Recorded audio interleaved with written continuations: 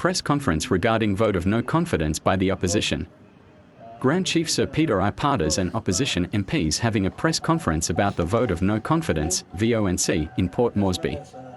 Experience to manage a country now which is not in good shape. So it's not been an easy decision for me because I am very close to the current Prime Minister, the Honorable James Marape. But initially I accepted the nomination which was formalized by the opposition. Was basically because coalition leaders in government were dissatisfied with the performance of the Prime Minister, and at the same time they realized that we were facing many problems. And so collectively they asked me if I could volunteer to take up leadership, and I accepted. And I am here because of that call made by leaders who represent their own people. Respecting their mandate, I took up this challenge. This is now the second day, or first day, after the Speaker tabled the motion. I therefore want to call on those leaders, esteemed leaders, to quickly make their positions known to the people of this country. And if they so believed at the time that the Prime Minister was not doing his job to make this country great, and they saw that the country was actually falling apart, well, this is their opportunity to make the call. They are leaders elected by their own people, so I expect them to make this call. Because I am here with just the opposition because of that decision that we made collectively. At the same time, I want to stress to the nation that there are certain issues in this country that I have always brought to the attention of government to fix. And one of them, firstly and most importantly, is the electoral process. The process of making sure that we have transparent and honest elections. For many elections now, we have seen that the system has been corrupted, and we continue to allow it. This government has not done anything to fix this. So I have a strong conviction that a new government under my leadership will give this priority. Clean up the mess in the electoral commission and the electoral process so that we can give the people their constitutional right. The one right that a villager has, so important to each individual in this country as a citizen, and that's the right to vote. Now this has not been given. This is their constitutional right, and this is our duty as leaders to make sure that the system allows for them to elect leaders of their choice. Secondly, to me, one of the issues that I have always brought up is the law and order situation in the country. It's still close to my heart, because without law and order, without order in the community, without peace in the community, how are we going to progress as a nation? And so I feel that the new government will give priority to law and order so that we can get the law and justice sector fixed to enable our citizens, especially our mothers, our daughters, to move freely in their own country and do business without getting peace and order into the communities. Forget all the big agendas that we have about economic activities. it will not be stable. It will be always lawless. And who will come and invest in a country that is not stable, as lawless, law and order issues? So that is agenda that I've always had, and I want to pursue that. I'm glad that the opposition have given me this opportunity to lead, and I am hoping that we can fix the country's issues. So today I'm basically, here to call on our coalition leaders on the other side to make their stance clear. Thank you. Ladies and gentlemen, we will allow the Honourable Maso Goabi, the member for Middle Fly, to make a few comments in support of the statements issued by Grand Chief Sir Peter Ipatas. Right, thank you to President everyone here. In support of our nominee, the Honourable Governor, Sir Peter Ipatas has said, we are here to make our appeal to our colleagues on the other side who are in the government. I would just stress 2 points which I think is important in relation to this vote. As we can see, we are, as elected leaders, most of the leaders who are on the other side, they think of their district. The greatest agenda of those leaders, those of us who are on the government, the priority is the district. But again, the point is this, that if you see a district is under a country that is Papua New Guinea. If there is no Papua New Guinea, then you don't have Middle Flight District. Or if there is no Papua New Guinea, you don't have Western Province, and you don't have Middle Flight District. So again, if we want to fix our district, if we are prioritizing our district, we have to save the country first. And that is where we are, the few of us that who are in the opposition, that we see the important thing, the priority is to save the country. So our greatest interest is to save this country first. We will not have a country, we will not have a district, we will not have a province. If we don't have a country, then we don't have a district or a province. So first thing first, you have to save the country. You have to have a country that is going to look after the province and that is going to look after the district. So most times we think that it's important for the district, and then we are always looking at our district. Oh, we don't care how the country is going. That is what we are always thinking. But again, the country is more important. We are elected as national leaders. We are not just elected as the district MPs. We are elected to represent the country.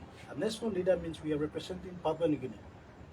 So our greatest agenda should be there to save the country. If there is no one there to save this country, then who are the people? It's the elected leaders. We are here to save the country, and that trickles down to our individual districts or the provinces that we represent. And so the future of this country is at the hands of the leaders who are elected now. So most of our colleague MPs who are on the other side, I want us to see, instead of narrowing down, confined to our district, we have to look at the perspective of the country that we are serving. We are elected to sit in the parliament, and that is the parliament, that is the house that houses the interests of the citizens of this country. And if we are sitting in that house, the house of Papua New Guinea, that means that we are serving Papua New Guinea. So our main agenda should be to save the country first. And in line with that, I want to add on that as a first timer, and we can see our other 2 colleague MPs here, the Honorable Deputy Opposition Leader and also the member for Yuri Koyari Kitireu. We 3 of us are first timers here. And we know that we had the greatest challenge of surviving the next election. And we have the challenge of delivering to prove to our districts that we have to, win the next election again. That challenge is there. But again, we see that our country is more important to us, and we are here sacrificing our district for the sake of this country. And to the first timers, I just want to make this appeal that you have a future, and that is, you have a country that you are going to be living. All these old people will be gone. But for us, the new generation, the new crop of leaders who are coming in, we must have a country to live on. And who's going to build that country? it's us, the new crop of leaders, we are going to build it. If at the previous leader, the so-called second term, third term, fourth term, or whatever, have spoiled this country, it is the first term who's going to change the course of this country. And that is what I believe. And so, despite the fact of the challenge of thinking that how will I win my election coming 27 and, or delivering service to the district, and all these challenges are ahead of me. But I see that serving my country and serving the future of my country is more important to me, because I still have a life to live. I am not an old man that I will be dying tomorrow. I'm going to still live in this country, and I'm not going to be going out from this country if this country falls. This is my home. If I was a foreigner, I have a country to run away if this country falls tomorrow. But I am a Papua New Guinea, and this is my country and it's my home. It is my responsibility to save this country. And so that is where it gives me the comfort that whatever I pursue, I'm pursuing for this country, and it gives me the comfort to stay where I am. And I am appealing to all the first timers. You know what you are doing. If you think that you are staying in the right place, him country blow you me. So you feeling also you save him country blow you. You feeling also you stop a right hub where you are going to save this country, then keep doing what you are doing. If not, as elected leaders, people have mandated us to be the ears and the eyes to see what is right and wrong. We have to make the right decision for our country. Thank you very much. Thank you. After the Honourable Maso Hoabi, the Honourable Keith Iduhu, the member for Hiri Koiari, will say a few words. Ladies and gentlemen.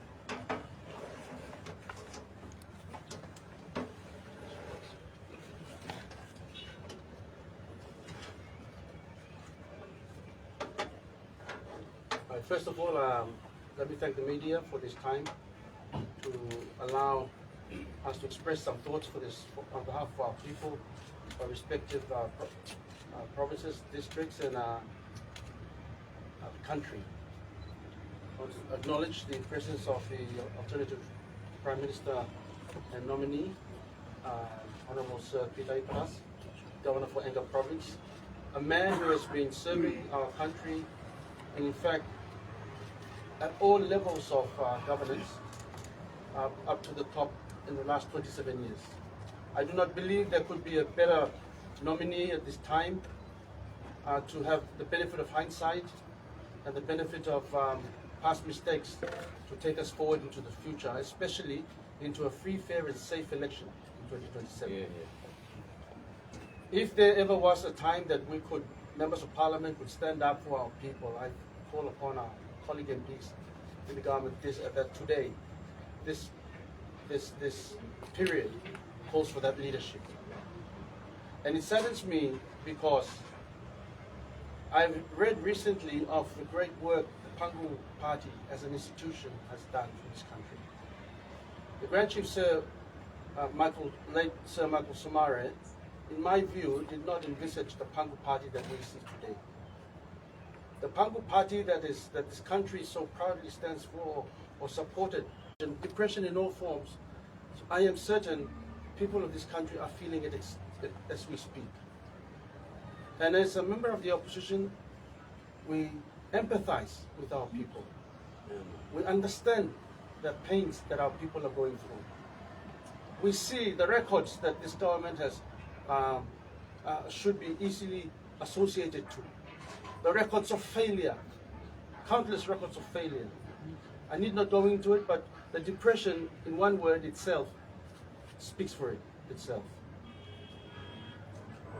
On the 11th of April, there has been a meeting summoned by the Prime Minister through the Department of Provincial and Local Government for all Provincial Assembly administrators to come together at Hilton to consult him, to take direction, to take consultation with him. This has never been done before in the past. This is a matter for great concern. The subject, of course, is the local government elections. The local government elections is the mandate of the Electoral Commission, the constitutional body. It is not the exercise or the power of one single person in the Prime Minister. even if that were and if that is the case, what of the Minister for Provincial Local Governments? While I believe that he is subject to his master, or that is the Prime Minister, and that is probably the Prime Minister, and therefore the Prime Minister can express that, but is that his legal function? Is that the duty of the Prime Minister to manage an election? Has this been always the case? Papua New Guineans must start asking that question. Was the 2022 election results truly a reflection of the people's will? And is this the trend that this is a manifestation of that particular trend, it seems. And therefore, is 2027 elections going to be a free, fair, and safe election? Or is it likely to come out the way it came out in 2022? Papua New Guineans should start asking these questions. We should all be open and educated enough to read between the lines. That has the Prime Minister been meddling with elections? Or have people from outside been meddling with the elections? This is the last bastion of our democracy contemplated by the Constitution, which is a free, fair, and safe election. That is the vow. That Papua New Guineans express themselves to elect their own leaders as they see fit. One person to one vote. Is there a possibility that we will have a free, fair, safe election with one person, one vote? These are the questions, and in my respectful view, an alternative government will be able to provide that free, fair, and safe election, if at all. Suppose you let him leader to come inside the parliament. Now no man come inside lo sit down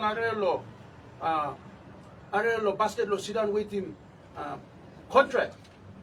The election is map where you not block on a senisi. It's like leader.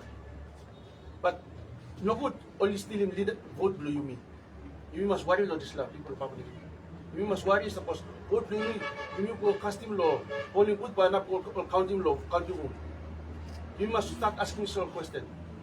To vote blue counting or no God? Look at only hijack him. Look at all the come up him outcome. Well, you think of him. Maybe that's the reason why we are jostled and locked. We need a free, fair, and safe election for 2027. In my view, this honorable gentleman here to my right, in the body of Grand Chief Sir Peter Ipatas, will provide that leadership with the group leadership team. There were 42 new members of parliament that came in through the door post 2022 elections. And I appeal to my colleague MPs.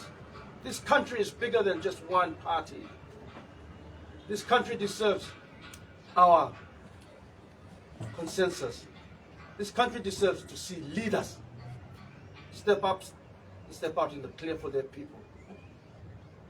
Next Tuesday will be that great opportunity to stand tall for our people of Papua New Guinea, to stand tall for our country, to stand tall for a reform future for our country. We have only 2 years, but much can happen in 2 years. Senator Morata, when he took office, made major reforms in 2 years, which brought stability, economic stability, and economic redirection before the big PNG LNG gas project came on stream. He said those reforms set the foundation for a decent year, a few years of prosperity for this country. And we saw jobs. In fact, we saw 14,000 jobs at the PNG LNG gas plant site. Since that investment, we have not seen anything major come to this country. We are still struck. This government is struggling to put Pogra, restore Pogra. This government is struggling to bring in Wafi Gold Pool. This country is struggling to bring in foreign direct investment because of the government that is leading it. We need a change. And the people have expressed their view. True, the people will not vote. And true, the members of parliament, and this is a resounding sentiment, they don't want to vote there. They don't member of parliament vote. Then true. So let's vote. Let's act on it. Let's act on behalf of the consensus of our people. Inoblo Yumien. And just let things come up. We worry too. Also, the way the country has been run, there might be an early recall, early presentation of a supplementary budget. We can see all over the shop that there is no liquidity or finances in the system. that the budget we just recently passed, 28 billion of it, that we passed recently in November of last year, is struggling to be financed. That is because there is a real cash flow problem in the economy. And unless some decent interventions are made by people who know how to run the economy, we're not going to get anywhere. And I assure you, there will be a supplementary budget brought to the floor. Ask yourself, why?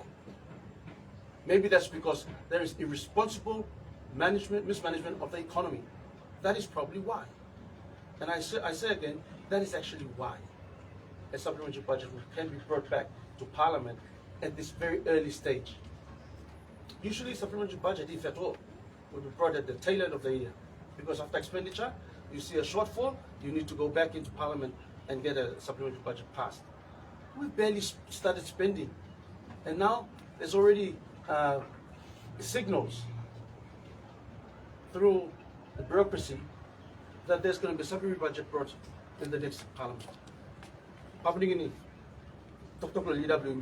you mean voting will come inside of Parliament? You have the right, you have the power to express your views, talk to your members of Parliament. Thank you. Thank you, ladies and gentlemen of the press. Just to add on to what my esteemed colleagues have appealed to the members in government, our colleagues on the other side, is that the country is in crisis. And we can only judge the performance of a Prime Minister on his overall performance in terms of effective policy implementation and the management of the budget. This underpins the overall effectiveness of a government, because a budget is funded twofold. From tax revenues in the last 6 years, taking our total debt stock up to 65 billion kina. The question that all members of Parliament have to ask is that jobs. Have we effectively addressed the youth bulge issue, where we have so many young men and women throughout the country that are unemployed without opportunity? Have we effectively created a conducive environment for foreign direct investment? After ExxonMobil and the Papua New Guinea LNG, what other foreign direct investment or FDI has come into the country? They can't come in because there's a lack of confidence in the leadership of the Prime Minister, the Honorable James Marape. These big multinational companies know exactly what's going on in Papua New Guinea, and they will not come in to invest in a country